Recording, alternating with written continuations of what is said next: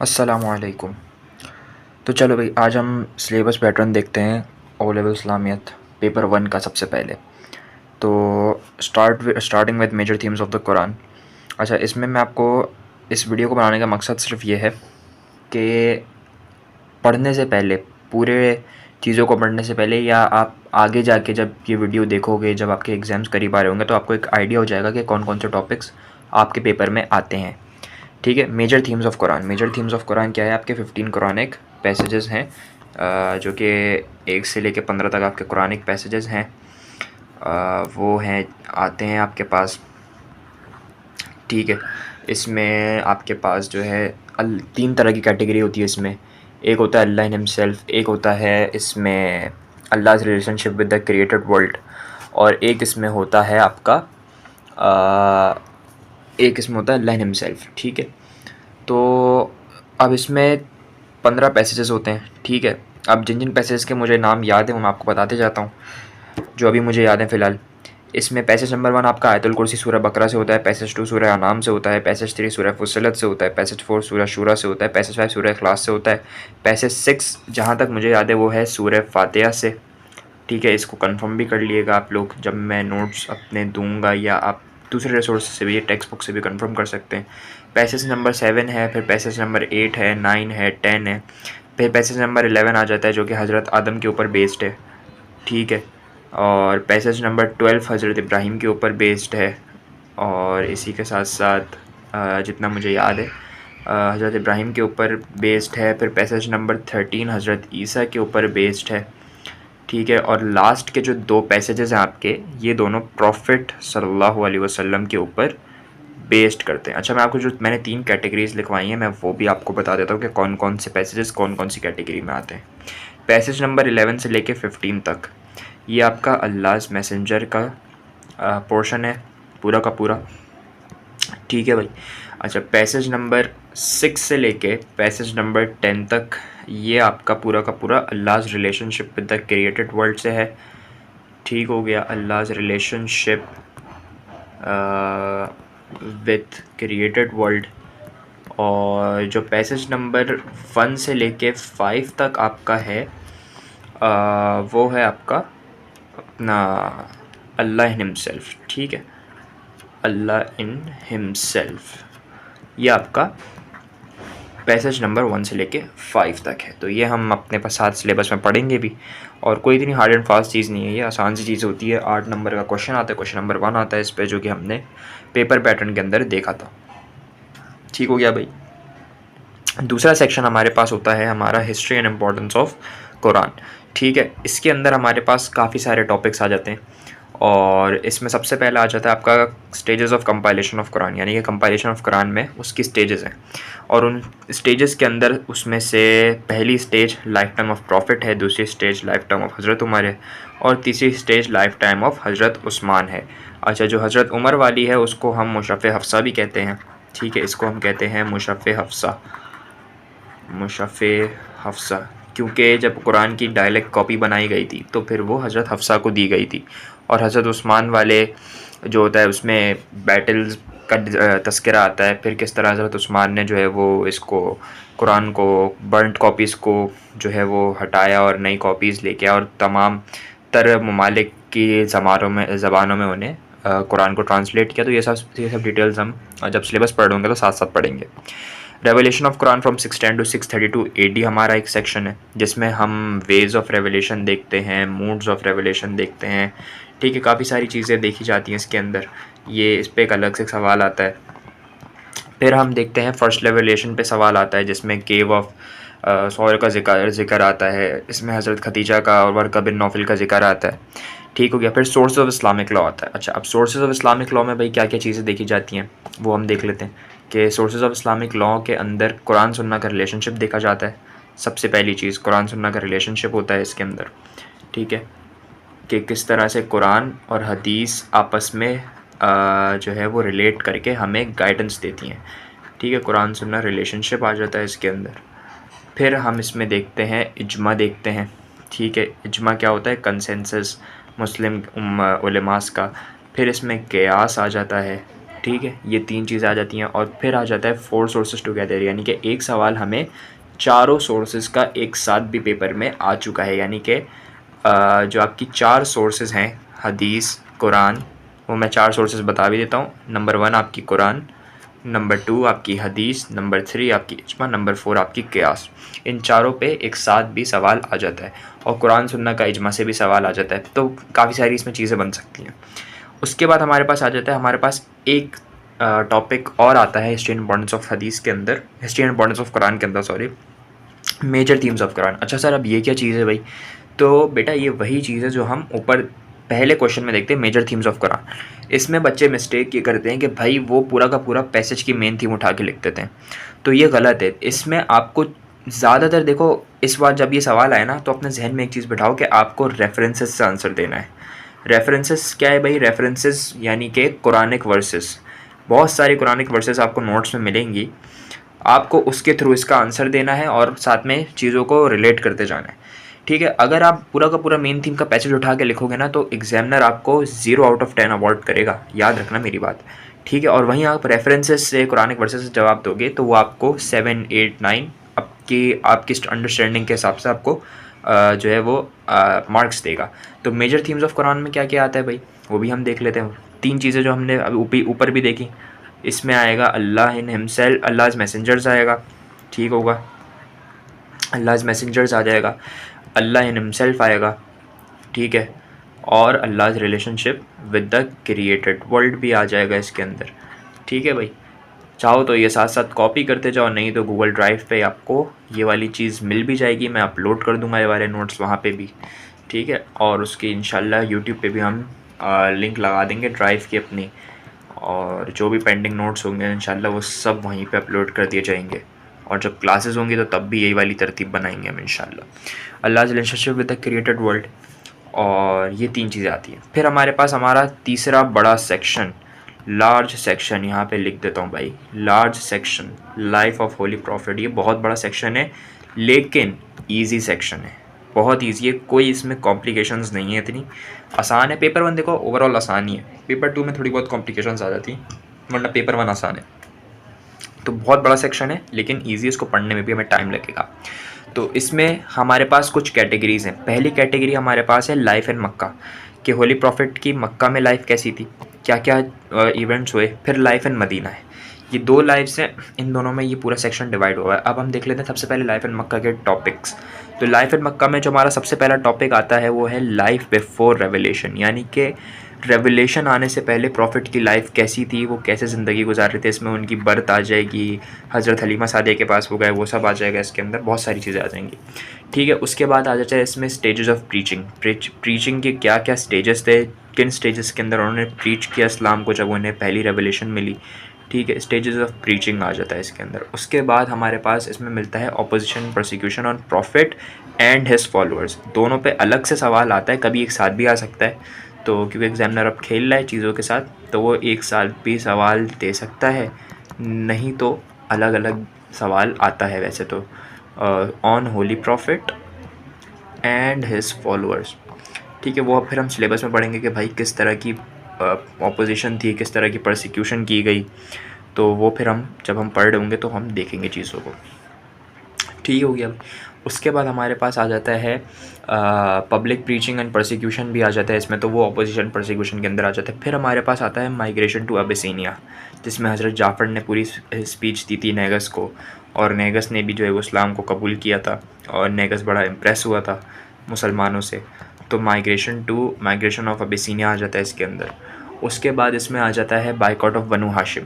ठीक है, अच्छा बाइकआउट ऑफ बनु हाशिम पे देखो अलग से सवाल शायद ही आया है, लेकिन बाइकआउट ऑफ बनु हाशिम जो है वो कुछ ऐसा सवाल वो आपको देता है जिसमें रिलेट करना पड़ता है आपको। इसमें एक पैराग्राफ आपका बन जाता है बाइकआउट ऑफ बनु हाशिम का। बाइकआउट ऑफ बनु हाशिम पे बहुत अलग से सवाल शायद ही मिले, शायद 2025 में इसका एक नया सवाल आया है, तो वो हम देख लेंगे जब हम इसको स्टडी कर रहे होंगे।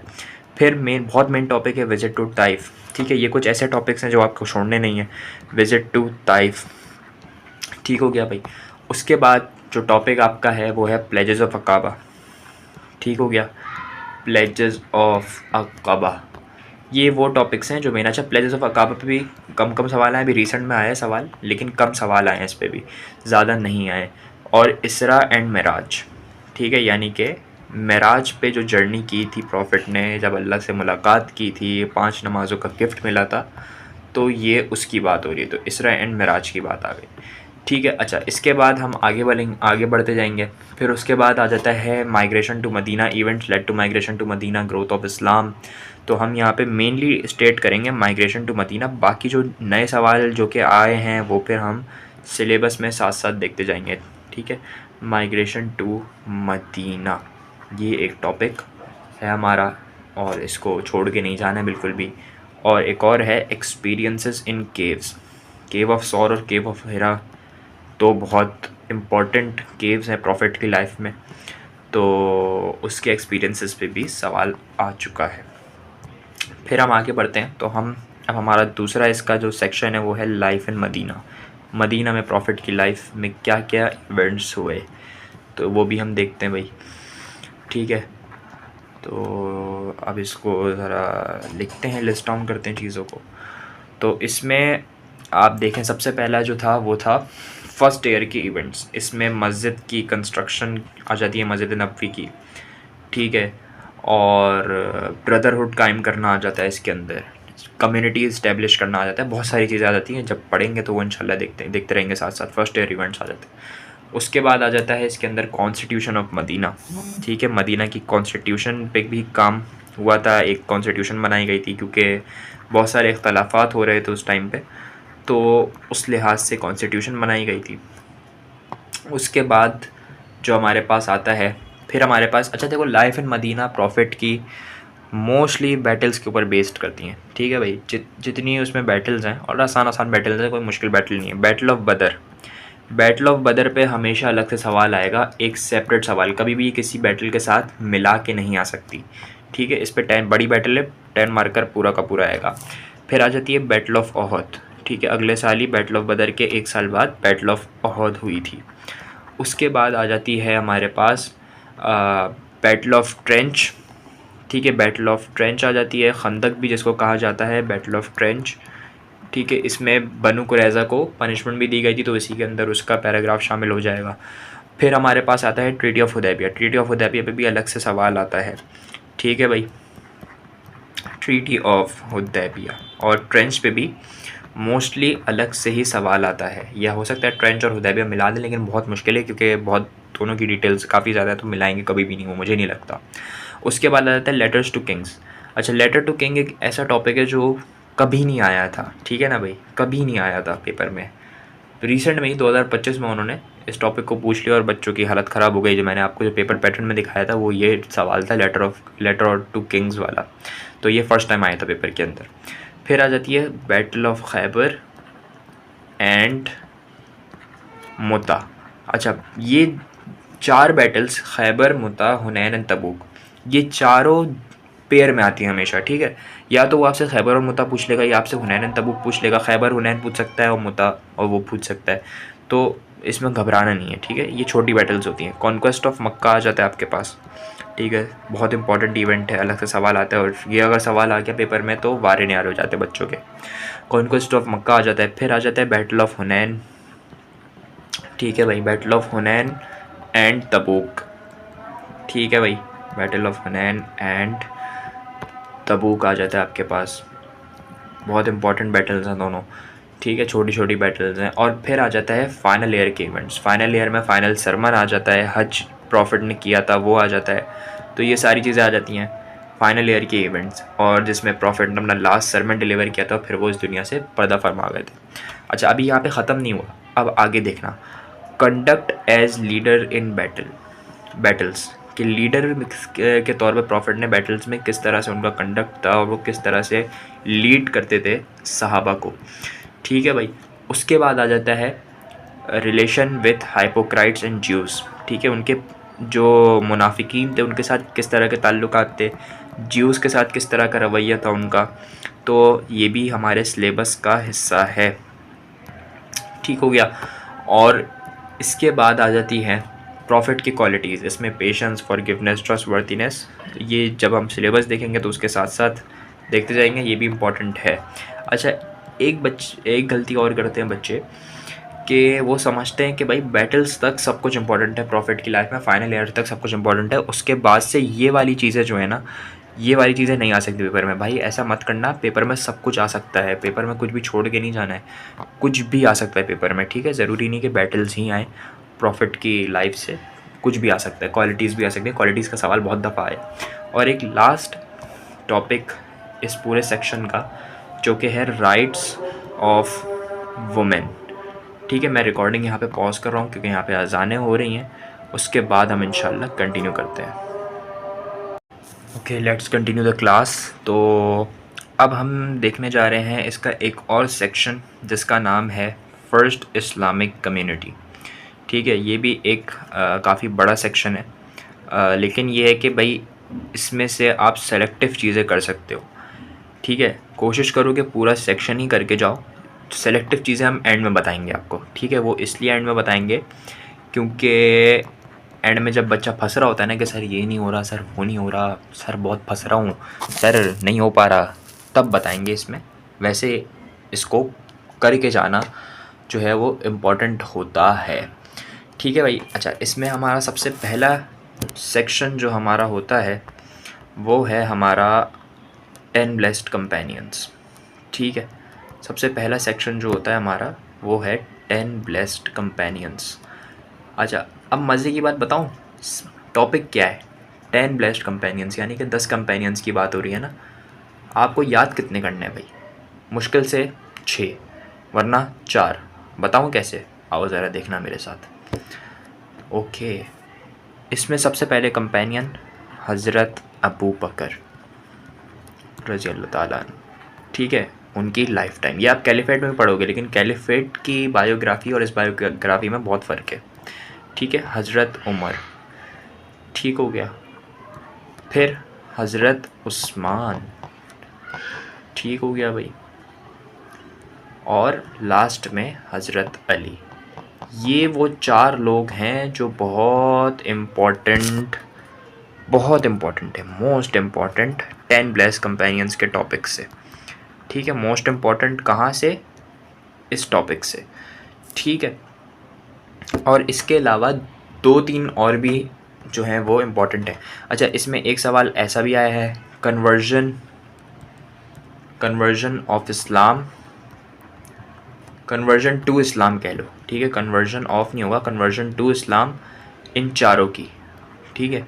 इन चारों की इस्लाम की कन्वर्जन कैसे हुई, इस पर भी एक सवाल आ चुका है। फिर आ जाते हैं हज़रत तलहा, हज़रत ज़ुबैर, ठीक है। हज़रत अब्दुर्रहमान इब्न औफ, ठीक है भाई। ये हज़रत साद, इन पे भी सवाल कम कम आया है, मतलब बहुत ज़्यादा नहीं आया। तो ये 4 बहुत इम्पॉर्टेंट है। इसके अलावा आप चाहें तो स्किप कर सकते हैं, लेकिन पढ़ना ज़रूरी है भाई, डिटेल्स आपके पास होनी चाहिए, पढ़ना ज़रूरी है। उसके बाद हमारा दूसरा सेक्शन है लीडिंग कंपेनियंस, ठीक है भाई। लीडिंग कंपेनियंस, इसमें क्या क्या है भाई वो भी देख लेते हैं कि भाई लीडिंग कंपेनियंस के अंदर हज़रत हमज़ा हैं, ठीक है। हज़रत खालिद बिन वलीद हैं, ठीक है भाई। हज़रत खालिद बिन वलीद भी हैं, ठीक है। इसके अलावा हज़रत बिलाल बहुत इम्पॉर्टेंट हैं, ठीक है। अच्छा, ये याद रखना, लीडिंग कंपेनियन ज़्यादातर पेयर में आते हैं, ठीक है। कभी भी अलग से सवाल नहीं आता। 10 प्लस कंपेनियंस में अलग अलग से सवाल आता है, हाँ, इसमें अलग से सवाल नहीं आता, मोस्टली जो है वो पेयर में आ रहा होता है। एंड हज़रत अबू सुफियान है, ठीक है भाई। अच्छा, और कौन कौन है भाई इसमें? हज़रत अबू तालिब, ठीक हो गया। हज़रत अबू तालिब की बात आ जाती है, हज़रत ज़ैद बिन हारिस की बात आ जाती है, प्रॉफिट के मुंह बोले बेटे, ठीक है भाई। ज़ैद बिन हारिस, हज़रत ज़ैद बिन हारिस, ओके। उसके बाद हमारे पास हज़रत हलीमा सादिया आ जाती हैं जो प्रॉफिट की फॉस्टर मदर थी, ठीक है भाई। हलीमा सादिया, ठीक है। ये लीडिंग कंपेनियंस में इनका नाम आता है। हज़रत आमना, प्रॉफिट की मदर, जिन्होंने प्रॉफिट सल्लल्लाहु अलैहि वसल्लम की असल माँ जो थी हज़रत आमना, ठीक है भाई, हज़रत सलमान फ़ारसी आते हैं, हज़रत जाफ़र आ जाते हैं। हज़रत जाफ़र कौन है भाई? जिन्होंने स्पीच दी थी नेगस के जब एबीसीनिया की माइग्रेशन हुई थी। हज़रत सलमान फ़ारसी ज़ोरोस्टाइन जो थे वो फैमिली से बिलोंग करते थे। ठीक है भाई, तो ये सब चीज़ें आपको बहुत इम्पॉर्टेंट हैं। फिर आ जाती है मदर्स ऑफ़ द फेथफुल। अब उनके मैं नाम नहीं लिखूँगा क्योंकि मदर्स ऑफ़ द फेथफुल मैं आपको ऐसे ही बता दूँगा कि हज़रत ख़दीजा, हज़रत आयशा, ठीक है। 13 मदर्स ऑफ़ द फेथफुल का ज़िक्र है हमारे सिलेबस के अंदर। उसमें से 13 नहीं आती, ये भी मैं बता दूँ। उसमें से ज़्यादा आपको 6 से 7 मदर्स आएंगी। और हज़रत ख़दीजा, हज़रत आयशा, इन पे बहुत ज़्यादा डिटेल्स है, तो इन पे हमेशा अलग से सवाल आता है, ठीक है। और बाकी मदर्स पे पेयर में सवाल आ रहा होता है आपका। फिर आ जाता है इसमें scribes of divine revelation. Scribes आ जाते हैं, मुहाजिरीन अंसार आ जाते हैं। ये कुछ सवालात हैं जो हमें देखने को मिलते हैं हमारे पूरे पेपर 1 के अंदर, और फर्स्ट इस्लामिक कम्युनिटी से ये सवाल उठाए जाते हैं। तो काफ़ी देखने में काफ़ी बड़ा लग रहा है ना, और है भी बड़ा, लेकिन जब वक्त के साथ साथ प्रैक्टिस होगी तो समझ में आ जाएगा क्या क्या चीज़ें सेलेक्टिव हैं, क्या क्या चीज़ें पेपर में ज़्यादा आती हैं।